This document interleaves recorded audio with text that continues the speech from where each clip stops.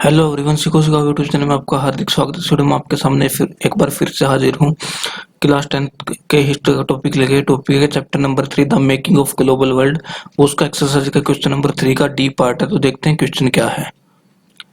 Right a note to explain the effect of the following, यानी कि हमें निम्नलिखित के प्रभाव को एक्सप्लेन करते हुए नोट लिखना। और क्वेश्चन क्या है, the great depression on the Indian economy, यानी कि भारतीय अर्थव्यवस्था में जो भारी गिरावट आई उसके क्या क्या प्रभाव हुए, ये हमें डिस्कस करने हैं।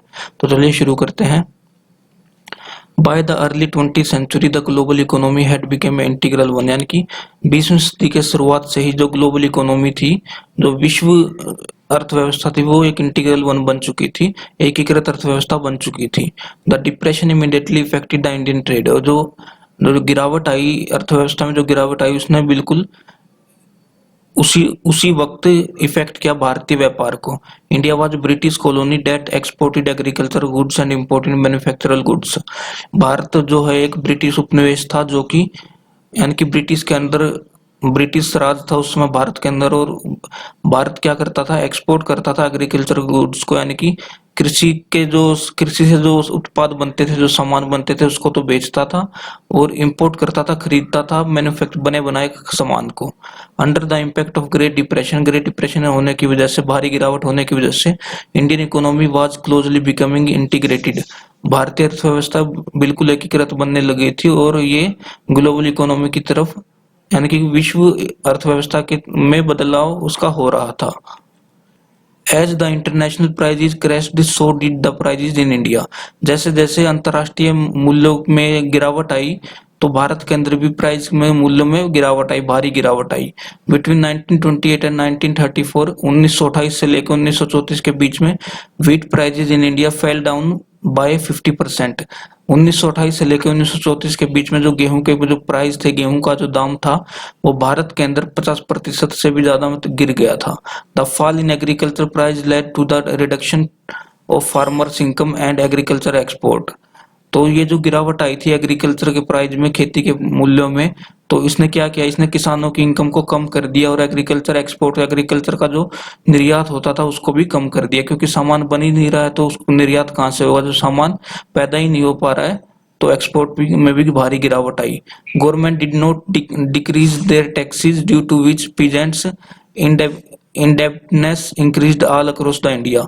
और जो सरकार जो थी, जो ब्रिटिश सरकार थी, उसने जो कर लगाए जाते थे, जो टैक्स लगाए जाते थे, उनको कम नहीं किया, जिसकी वजह से क्या हुआ, जो किसान थे वो कर्जदार होते चले गए पूरे भारत के अंदर। इन दीज डिप्रेशन ईयर, और ये जो गिरावट वाले ईयर थे, भारी गिरावट वाले जो ये साल थे, India became a exporter of precious metal. और भारत क्या बन गया, भारत एक निर्यातक देश बन गया कीमती धातुओं का, जैसे कि सोना। उस समय भारत सोने के निर्यातक देश बन गया। तो ये प्रभाव रहे थे, भारी जो गिरावट आई थी उसके, इंडिया में जो गिरावट आई थी उसके ये प्रभाव रहे थे। तो एक बार दोबारा से डिस्कस करते हैं फटाफट कि क्या कुछ था। तो ये तो आपका क्वेश्चन था कि हमें एक्सप्लेन करना था और एक नोट लिखना था, great depression on the Indian economy. जो ग्रेट डिप्रेशन हुई तो इसका भारतीय अर्थव्यवस्था पे क्या प्रभाव पड़ा था। तो देखिए, 20वीं सदी के शुरुआत से ही जो ग्लोबल इकोनॉमी थी वो इंटीग्रल वन हो गई थी, एकीकृत अर्थव्यवस्था बन गई थी। और जो डिप्रेशन आई थी उसने बिल्कुल उसी वक्त भारतीय व्यापार को और भारतीय अर्थव्यवस्था को प्रभावित किया। और भारत एक उपनिवेश था, ब्रिटिश उपनिवेश था, जिसकी वजह से क्या करता था, जो एग्रीकल्चर के जो सामान थे उनको तो निर्यात करता था, उनको बेचता था, और बने बनाए माल को, बने बनाए सामान को खरीदता था। और जो ग्रेट डिप्रेशन में जो भारी की जो गिरावट आई थी, मंदी जो आई थी, इस मंदी की वजह से इंडियन इकोनॉमी धीरे धीरे इंटीग्रेटेड बनती जा रही थी और ग्लोबल इकोनॉमी में ट्रांसफॉर्म होती जा रही थी। एज इंटरनेशनल प्राइस क्रैश, जैसे जैसे जो अंतरराष्ट्रीय मूल्य थे जो वो गिरे, तो उसी समय बिल्कुल भारत में भी प्राइस डाउन होने लगे। 1928 से लेकर 1934 के बीच में गेहूं के जो प्राइस थे वो 50% तक गिर गए थे। और जो एग्रीकल्चर के प्राइस में जो गिरावट आई, जो मंदी आई, उस वजह से क्या हुआ, जो किसानों की जो इनकम थी वो कम हो गई, और एग्रीकल्चर एक्सपोर्ट भी कम हो गया, क्योंकि सामान बन नहीं रहा तो एक्सपोर्ट किस चीज का होगा। और जो गवर्नमेंट थी उसने अपने टैक्स जो थे वो कम नहीं किए, जिस वजह से क्या हुआ, किसान कर्जदार होते चले गए, पूरे भारत में किसान कर्जदार हो गए।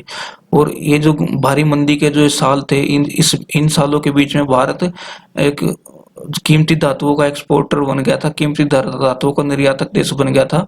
जिस तरीके से एक उस समय भारत गोल्ड का, सोने का काफी अच्छा निर्यातक देश बन गया था। तो ये सब प्रभाव थे जो कि ग्रेट डिप्रेशन का इंडियन इकोनॉमी पे जो प्रभाव पड़े थे, जो भारी मंदी आई थी, भारी गिरावट आई थी अंतर्राष्ट्रीय स्तर पर, तो उसने भारतीय अर्थव्यवस्था को इस तरीके से प्रभावित किया था। तो उम्मीद करता हूँ आपको वीडियो पसंद आई है। अगर आपको वीडियो पसंद आए तो वीडियो को लाइक करें, चैनल को सब्सक्राइब करें। अगर आपको कोई डाउट है तो कमेंट सेक्शन में आप लिख सकते हैं, और चैनल को सब्सक्राइब करे बिना बिल्कुल ना जाए। धन्यवाद।